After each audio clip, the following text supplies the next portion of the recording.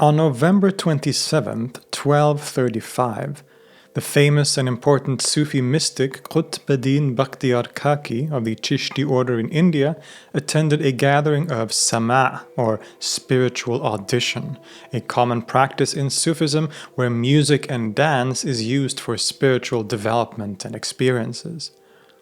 The musicians played their instruments, the singer recited or sang lines of mystical poetry, and the attendees possibly got up to move to the music in a kind of trance-like dance. Eventually, the music grows and becomes more intense. The tempo increases and the voice of the singer soars in the air. The people present, including Qutb-ud-Din, would probably have been swept away by the music, sweating from the intensity. In the midst of this, the singer recites 2 lines of poetry. Those who are slain by the dagger of surrender receive every moment a new life from the unseen.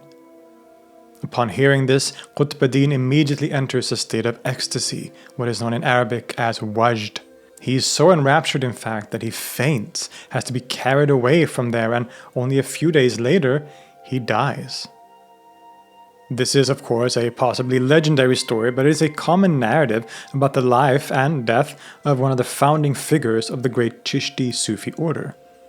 What it tells us, above all, is that music can be an incredibly powerful experience, and many have argued across the centuries that it has the ability to induce powerful spiritual, religious, or mystical experiences in those that listen to and perform it.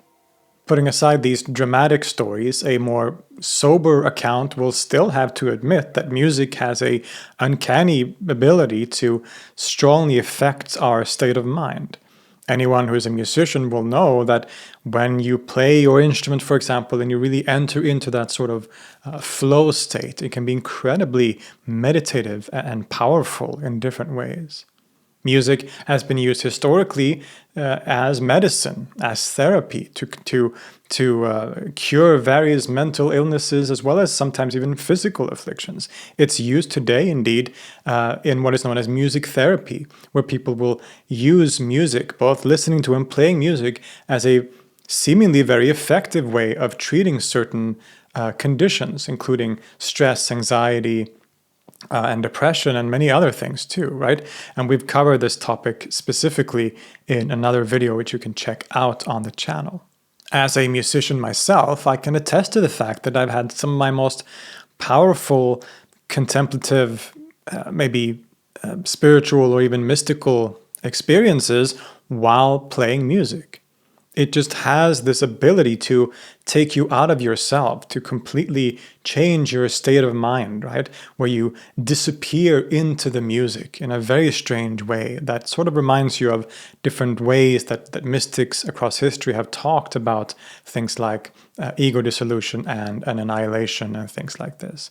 Music has an ability to put you, or at least induce something akin to that kind of experience. There is, to put it simply, something mystical about music, and this seems to be able to be universally applied. This seems to work universally, across different cultures and times and places. Music is often called a universal language, and this is certainly true in the basic fact that it is a sort of art form, something that can be enjoyed by people regardless if they're familiar with a particular culture from which that music comes from, right? Of course, there's always a certain level of cultural conditioning that makes us find certain kinds of music enjoyable and other music not enjoyable, but there's still something that is true about that statement, that music is sort of universal in the sense that everyone sort of gets it, at least on some level. However, at the same time, I've always kind of disagreed with the statement that music is supposedly a universal language, because to me,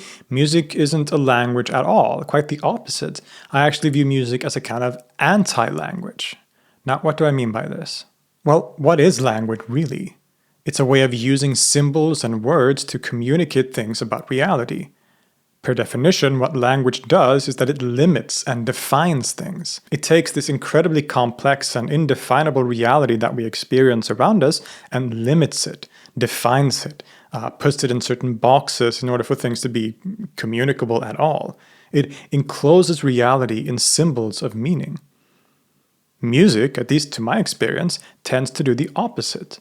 While language limits and defines, music opens up and expands.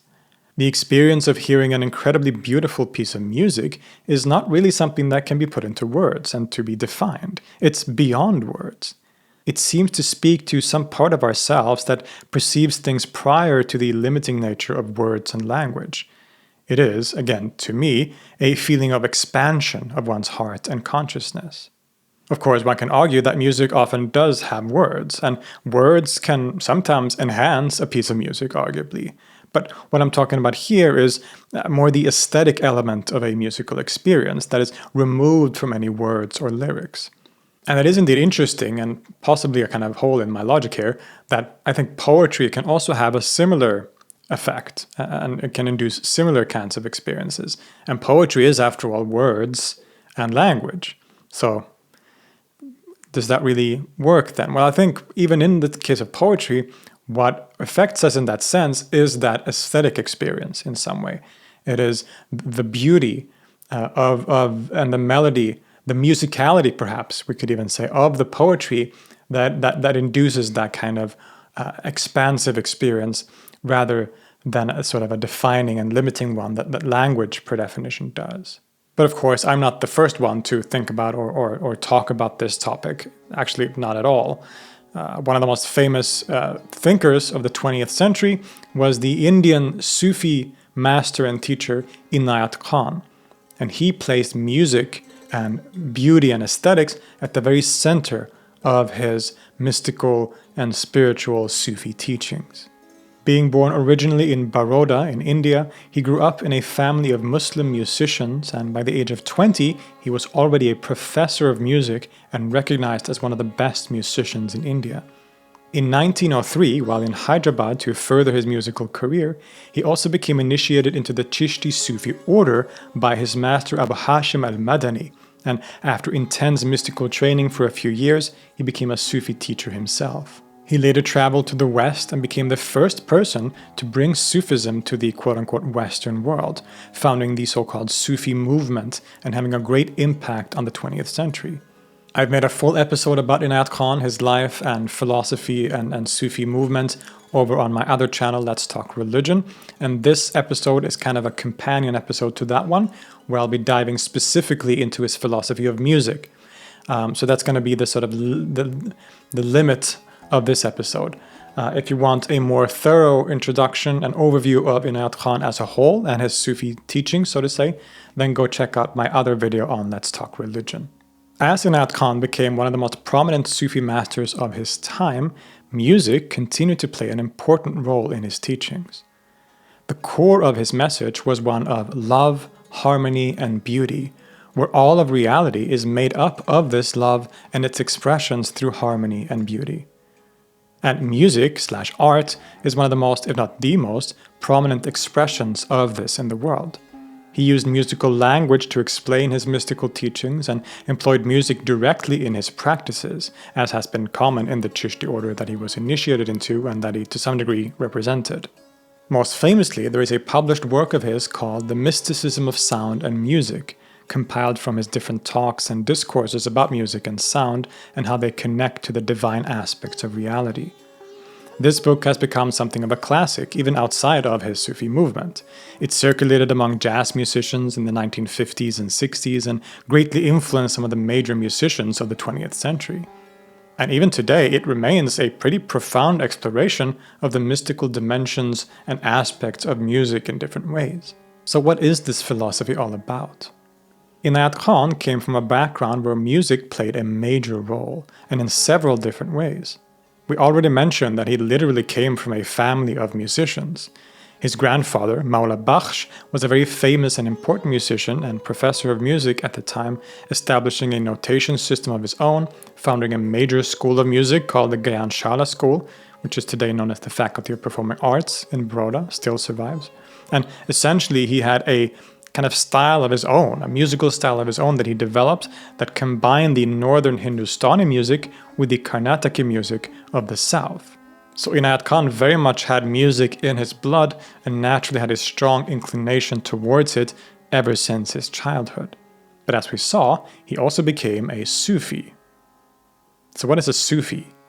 Sufism is often categorized as Islamic mysticism and has played a central role in the history of the Islamic world. Again, watch my full video on Inayat Khan or my introductory videos on Sufism for more on this topic. But Sufism has always had a strong relationship with music. One of the famous ritual practices established by the Sufis is something known as sama', or listening literally, of which we saw an example at the beginning of this video. Sufis across history have listened to music as a spiritual practice, hoping to achieve a state of ecstasy or wajd, where their ego or nafs is annihilated and can experience union with the divine. And the Chishti Sufi order, which has primarily flourished in India, has always placed an especially strong emphasis on music and sama as central to their tradition. There are very famous examples of this music, even today, in the form of Qawwali music, with famous modern singers like Nusrat Fateh Ali Khan. And the Chishti order is precisely the lineage that Inayat Khan became initiated into and represented. Lastly, being a musician and professor of music in India, he was steeped in the indigenous tradition of music in the region more generally as well. A long and complex tradition that has also been intimately connected with philosophical and religious speculation in the Hindu and Vedic cultures as well, and where music has often been given a kind of divine role central to reality itself. So Inayat Khan was steeped in various mystical traditions and philosophical/spiritual/mystical traditions that treat music as essential in different ways. And he would go on to draw from all of these sources in his teachings on the mysticism of music. To him, music and spirituality were deeply interconnected. Music was not only a tool to achieve spiritual experiences, but an expression of the very ontological principles at the core of reality, a miniature and symbol of the wider mystical teachings. It was music and its harmony that brought him to the deeper explorations of the soul and reality, a gateway into the wider spiritual life. In music, he found a way of connecting with something greater, with a harmony and aesthetic beauty that mirrored and could bring him closer to the harmony and beauty of the divine, of God. Thus, to him, music in some way is religion, and he states in multiple places that music is his religion, while not necessarily neglecting his Muslim identity at the same time. He says, quote, "The deeper I dive into the ocean of feeling, the more beautiful are the pearls I bring forth in the form of melodies. Thus my music creates feeling within me before others feel it. My music is my religion, and therefore worldly success will never be a fit place for it. My sole object is to achieve perfection." He calls music the divine art and claims that it has divine origins. In an early work of his on music, the Minqari Musiqar, which he wrote while still in India around 1907, he explores the divine origins of music. According to one theory, the word music itself comes from the Musiqar bird, which through its peculiar beak could produce various tones and sounds, thus then, according to this theory, originating music as a whole. But he also brings up theories relating to sacred history. He says, "Some say that the art was revealed to Hazrat Suleiman, peace be upon him, or Dawood, peace be upon him. One story is that Hakim Pythagoras was its inventor. Others say that it was named after Hazrat Musa, or Moses, peace be upon him. Once while he was in the wilderness, he was passing by a stream whose gentle flow was washing over the pebbles and producing soft and loud sounds. He received the revelation, Ya Musa qe, that is, O Musa, wait. The word tahadna, wait, means to concentrate, think, or understand. So under the guidance of that heavenly or divine communication, Hazrat Musa drew forth rag from the sounds. If this is indeed true, then by the grace of God, this science is divine." Perhaps not the most likely origin story for this art form, but only one example of many different ones that he uses to show that music has a kind of divine origin. And furthermore, this is only the human music, sensual music as we know it, music in the form of playing instruments and singing. Music in a more universal sense has an even greater role to play in Inayat Khan's philosophy. Music in that sense, in terms of harmony and beauty and rhythm, is really the very core movement of the universe, of reality itself. And in the other book, The Mysticism of Sound and Music, he expands this divine origin of music and its sort of connections even outside of the Abrahamic faiths. Quote, "That is why in ancient times the greatest prophets were great musicians. For instance, in the lives of the Hindu prophets, one finds Narada, the great prophet who was at the same time a great musician, and Shiva, a godlike prophet who was the inventor of the sacred veena. Krishna is always pictured with a flute. David, whose song and whose voice have been known for ages, gave his message to the world in the form of music. Orpheus of the Greek legends, the knower of the mystery of tone and rhythm, had through this knowledge power over hidden forces of nature. The Hindu goddess of learning, of knowledge, whose name is Sarasvati, is always pictured with the veena. What does this suggest? It suggests that all learning has its essence in music. This is high praise, clearly. All, or many of the great prophets, and he understands some of the Hindu gods as prophets here, as had been common in the Sufi tradition in India, all these prophets had something to do with music, because music is the essence of learning and wisdom.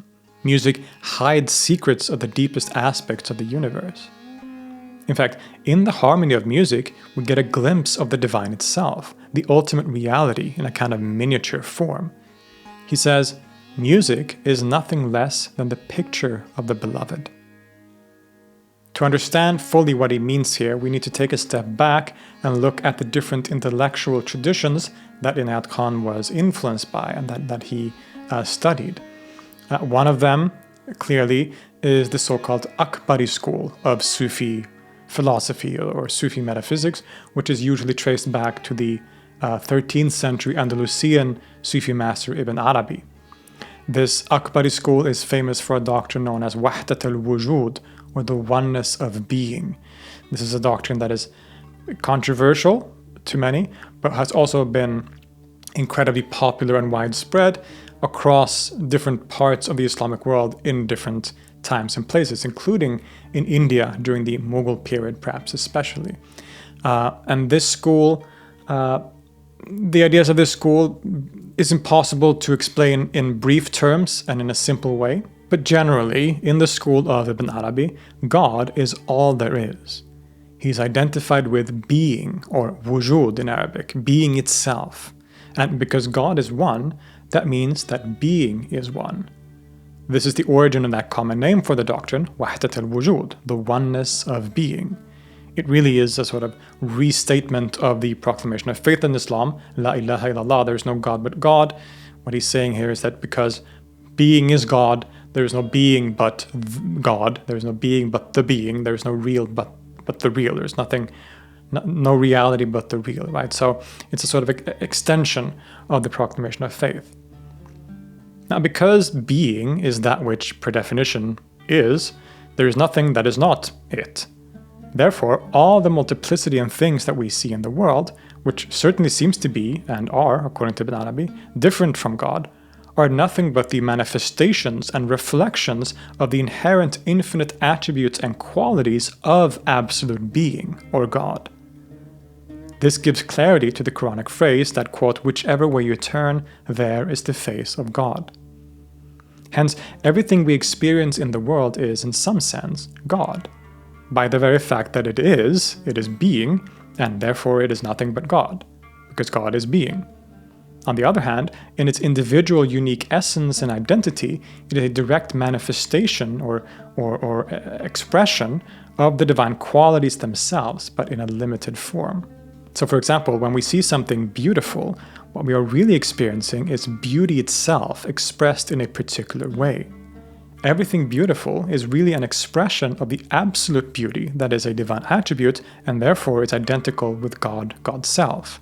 This might perhaps remind you of Platonism and its idea of the forms of the ideas, and there are certainly similarities. According to Plato, things are beautiful because they participate in the idea or form of beauty, and again, the form of forms is God even to him.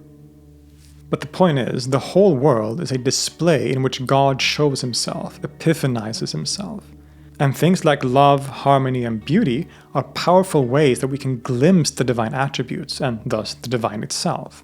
whatever we love or whatever we find beautiful, whether it be a person or a piece of art, what we are really loving or finding beautiful is God. But we only misunderstand that love to be directed to a limited form as opposed to what that form actually expresses, which is, again, God. Ibn Arabi says, "None but God is loved in the existent things. It is He who is manifest within every beloved to the eye of every lover. And there is no existent thing that is not a lover.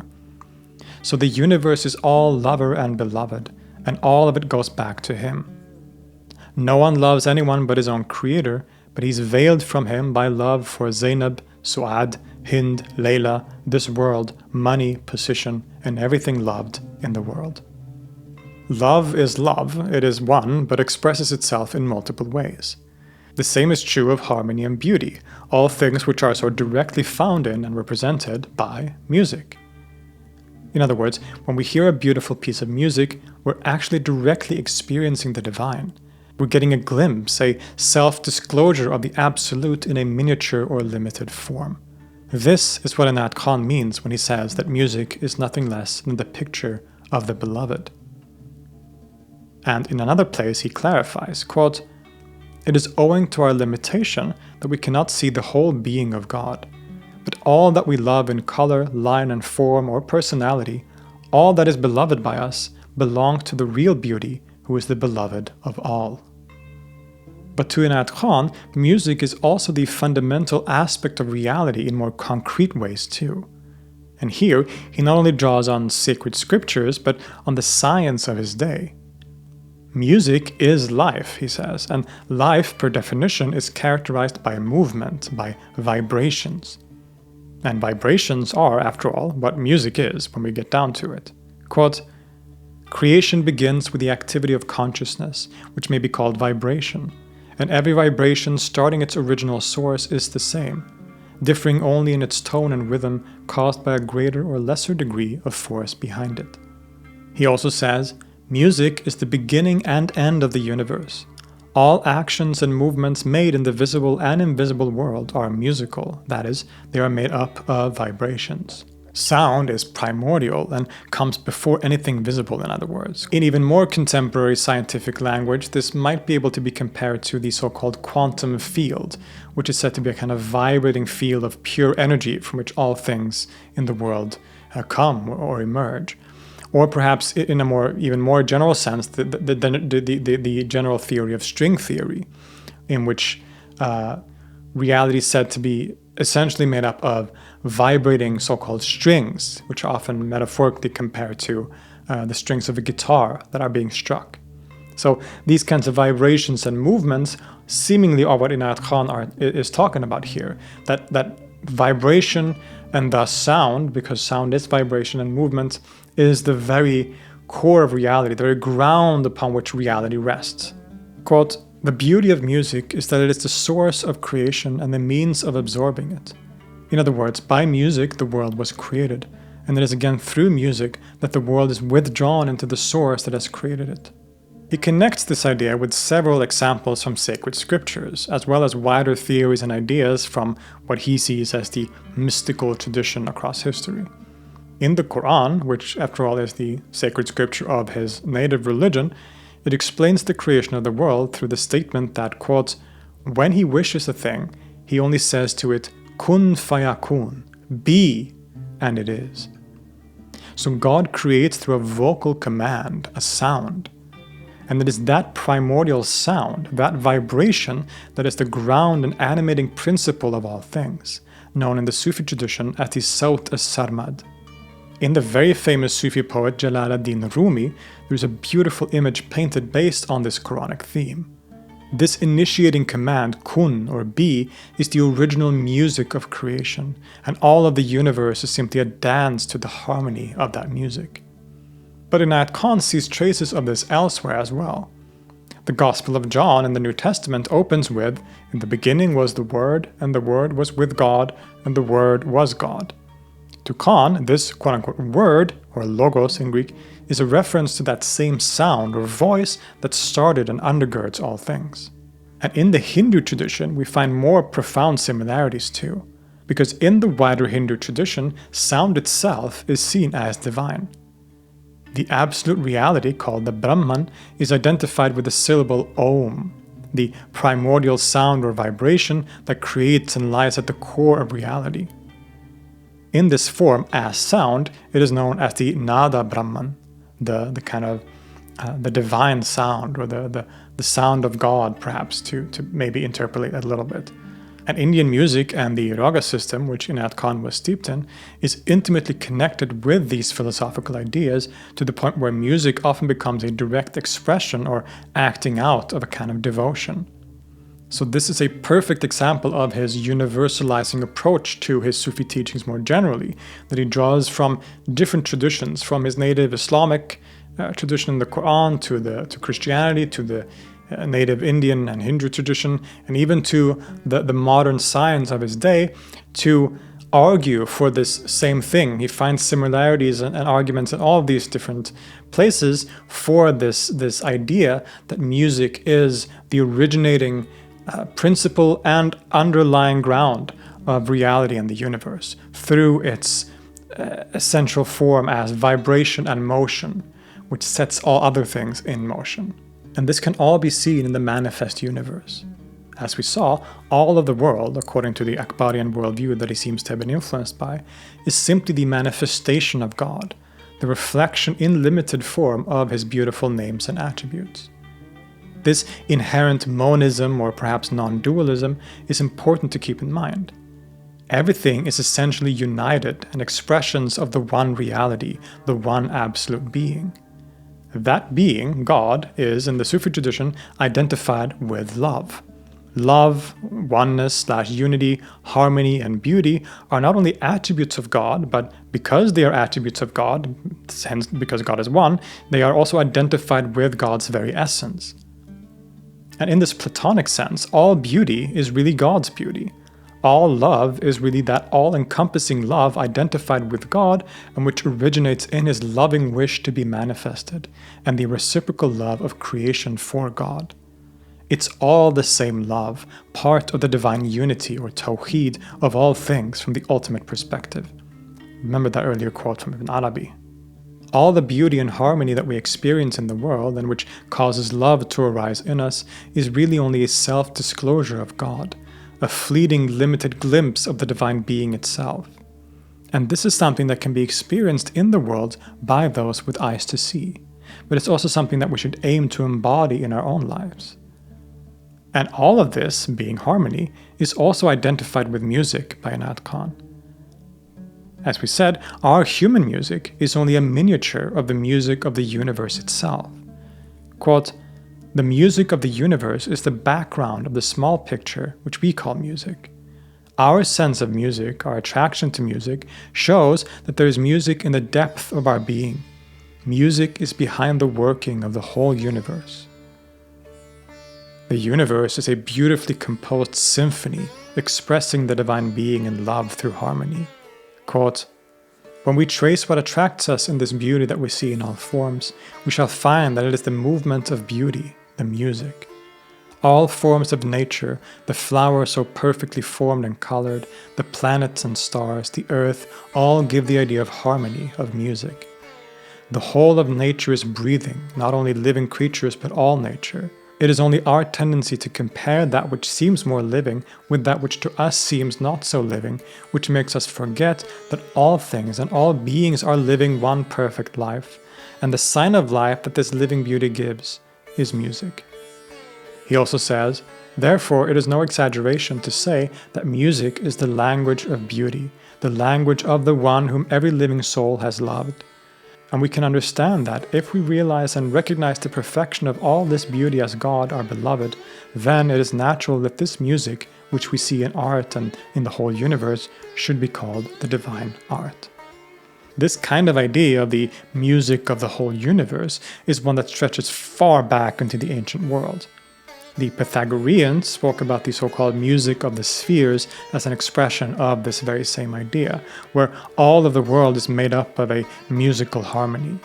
And later thinkers like Plato and many others adapted the same idea. In the Minqari Musiqar, Khan argues in a similar way. He says, This science has two fundamentals, sur, that is sound, and tal, the limit of sustain. The two fundamentals are as close to each other as skirt and blouse. Tal and sur are the substance of the musical science, and they are manifest and present in everything. Now consider that in your own body, the movement of the pulse, the beating of the heart, the passing in and out of the breath, and the sensation and movement of all the limbs are never empty of sur and tal. Indeed, creation's every activity confirms the validity of my claim. If we can cast our eyes upward, there is above all the beguiling charm of the lovely wink of eternity. The original manifestation was that of sound, which is kun, be. All things and beings are its manifestation. But I think it finds perhaps its most beautiful expression in the Mysticism of Sound and Music, where he says, "When we pay attention to nature's music, we find that everything on the earth contributes to its harmony. The trees joyously wave their branches in rhythm with the wind. The sound of the sea, the murmuring of the breeze, the whistling of the wind through the rocks, hills, and mountains, the flash of the lightning and the crash of the thunder, the harmony of the sun and the moon, the movements of the stars and the planets, the blossoming of the flower, the fading of the leaf, the regular alternation of morning, noon, and night, all reveal to the seer the music of nature." But this divinity of music also extends down all the way from that abstract, divine metaphysical realm all the way down to our human world and experience as well. As Inayat Khan says on multiple occasions, the sensible music that we experience and perform as an art, as human beings, is a miniature of the wider music of the universe, right? And so when we experience that miniature form of music, when we play music together or listen to beautiful music, we can come into contact and sort of direct communion with the wider music of the universe and the divine. And because of this, music to Inayat Khan is not only a metaphor and a sort of way of talking about beauty and harmony in reality as a whole, it's also a very profound and powerful practical spiritual tool and practice, that listening to music is one of the most powerful ways that the mystic or the spiritual aspirant can reach higher states of consciousness by, through that aesthetic experience of the beauty and harmony of music, connect with the wider harmony of the world as a whole. He was a spiritual teacher and guide in the Sufi tradition after all, and that is where his focus was for the latter part of his life. Again, for a fuller introduction to his life and thought more generally, check out my full episode on Let's Talk Religion. In short, among the different meditative techniques such as breathing exercises and zikr, which is somewhat similar to mantra chanting, Inayat Khan also used music as a spiritual practice to help himself and his students advance on the mystical path. This he of course gets directly from his Sufi tradition, especially the Chishi order of Sufism, where music has been used in precisely this way. Quote, "Music not only unites man to man, but man to God. Music has an almost alchemical effect on our consciousness and can produce powerful change. Quote, to attain spirituality is to realize that the whole universe is one symphony in which every individual is one note. His happiness lies in becoming perfectly harmonious with the symphony of the universe." This wider principle can of course be applied to other forms of art as well. All forms of art express and get us to contact with the divine attribute of beauty, but to Inayat Khan, there is something particularly powerful about music. Music stands above every other art in its ability to transform us to a divine experience, and that is primarily because music is formless. He says, "Why is music called the divine art, while all other arts are not so called? We may certainly see God in all arts and in all sciences, but in music alone we see God free from all forms and thoughts.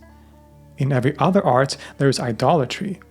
Every thought, every word has a form. Sound alone is free from form. Every word of poetry forms a picture in our mind. Sound alone does not make any object appear before us." Because God is beyond form, the closest we can get to experiencing the divine is through music, which is similarly without form. But although it is formless, as we have seen, it is present everywhere. Everything is made up of music and harmony. Our heartbeat, the way we walk, it's all rhythm. Khan goes on to say that the breath itself is also central to this, because music is sound and sound is breath. Part of the spiritual path is to breathe properly, to breathe in a harmonious musical way. And the same goes for speech, how we talk and interact with the world around us. If the whole universe is a symphony and we're all notes, or perhaps instruments, he says there is nothing in the world that is not the instrument of God. This means that we need to turn ourselves to harmonize properly with the universal music, to harmonize with each other. All conflict and strife in the world are results of disharmony when we look at it from this particular perspective. And this is true not only from a spiritual point of view, but also very fundamentally from an ethical point of view. And this is very important to Inayat Khan. If we want to create more harmony amongst each other as people, and perhaps creatures on earth, then we need to make our own lives, our own behaviors more musical to be able to harmonize better with those around us. This is one of the goals of life to Inayat Khan. He says, the true use of music is to become musical in one's thoughts, words, and actions. One should be able to give the harmony for which the soul yearns and longs every moment. All the tragedy in the world, in the individual and in the multitude, comes from a lack of harmony, and harmony is best given by producing it in one's own life. The true sages and prophets of history have all made their lives a work of art, a beautiful piece of music expressing harmony and beauty in everything they do and say, and this is something that can potentially be achieved by anyone. It's often said that a person's interior state can be seen outwardly, and Inayat Khan fully agrees with this. Sometimes we just dislike a person before they've even begun to talk. This is because their, so to say, vibrations are wrong, right? Their soul isn't musical. If one doesn't want to be so dismissive of the simple fact that people are different, one could perhaps instead say that the frequency that that person has is one that doesn't harmonize with your own frequency. This sounds pretty new agey, perhaps. We often hear people today talking about not liking the sort of vibes and vibrations of another person, right? But we find this in Inayat Khan, who, after all, appears before a lot of what we call New Age thinking. And in this case, we can see that this idea and these sort of expressions are actually connected with a much more deeper metaphysical worldview, you could say. I would also argue that you can take this wider idea and sort of expand it beyond what Inayat Khan himself is saying, and to connect these ideas about resonance and harmony to ideas in Sufism more generally, or perhaps in the wider world of mysticism. We, as humans, are almost like instruments, right? And we receive and we resonate what we take in from the outside. But just like a guitar, for example, needs to be hollowed out, right? It needs to be empty on the inside for it to resonate properly. In the same way, Sufism teaches that we need to empty ourselves of our ego in order to be able to receive inspiration from God, for example. And this is true just in general.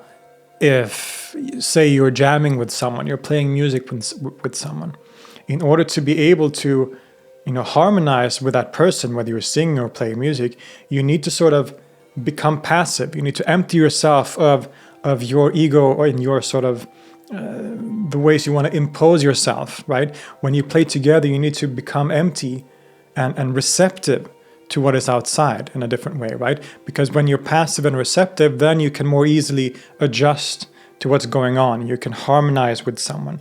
But if you are full of ego, you're full of that sort of part of yourself that wants to assert yourself, then it's going to be very hard to play together in a harmonious way. Just like in social interactions, there is always a level of being sort of passive, emptying yourself, and sort of reacting to someone else's energy, let's say. You need to feel the room, as people say. If someone is sad, then you adjust yourself to how that person feels and act toward them in a way that's appropriate. Now, if you were just approaching that situation from the way you felt, then there would be disharmony in your relationship, right? But you always need to be at least somewhat empty. You always need to be somewhat passive in order to be able for your social interactions to work properly.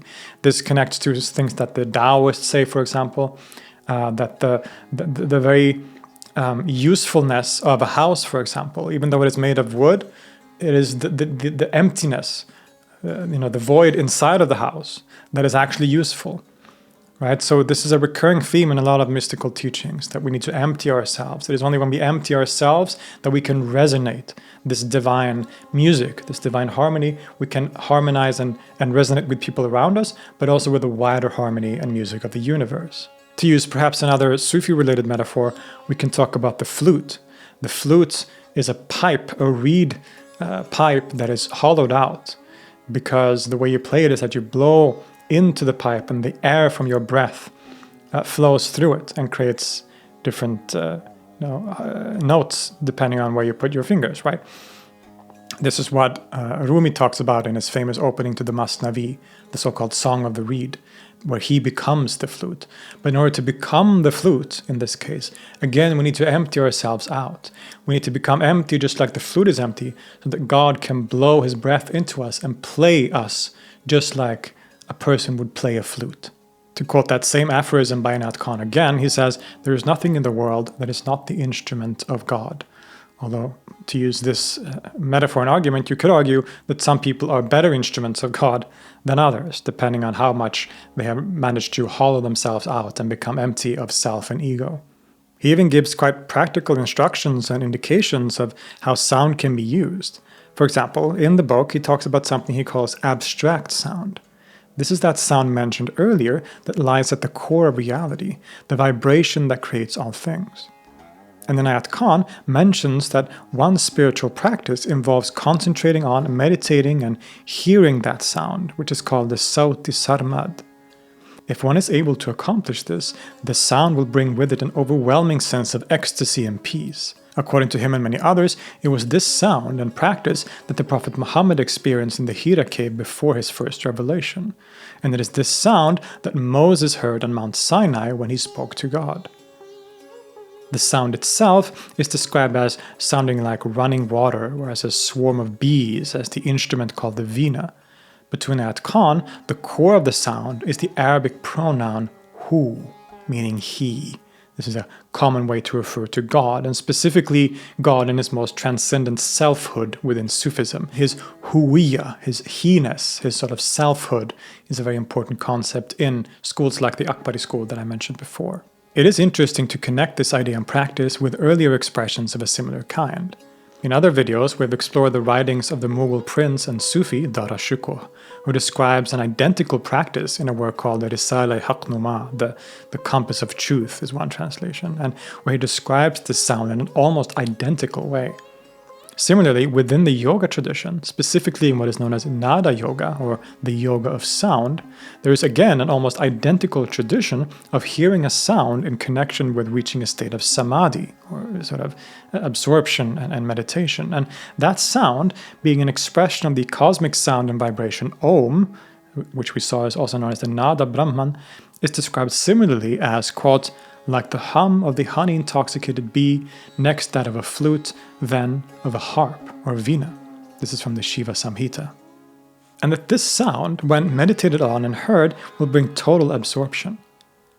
It seems that Inayat Khan here, just as in his wider Sufi thought, is drawing on various interconnected sources, from his native Sufi tradition, but also from the wider Hindu and Indian religious and philosophical heritage. In this way, music truly is all-encompassing. It's an aspect of the divine itself which manifests as the universe and determines the very harmony and beauty of that universe. But it also governs our human interactions and ways of developing ourselves in relationship with others. It is also, to Khan, as we've seen, the most powerful way to advance on the mystical path, having a way of very directly and profoundly grabbing the soul and taking it beyond itself, and to a glimpse of the divine, and hopefully toward a fuller embodiment of that universal harmony within the individual self. In this way, music is almost like a religion, and Khan says as much himself. He argues that regular religion is still needed because not everyone has the inclination towards music in this way, but in a perfect world, music would be all that we needed to reach the God consciousness that he talks about as a goal of the path. And when people can embody that music in harmony, that even has wider implications for the world at large and the peace that we all strive for.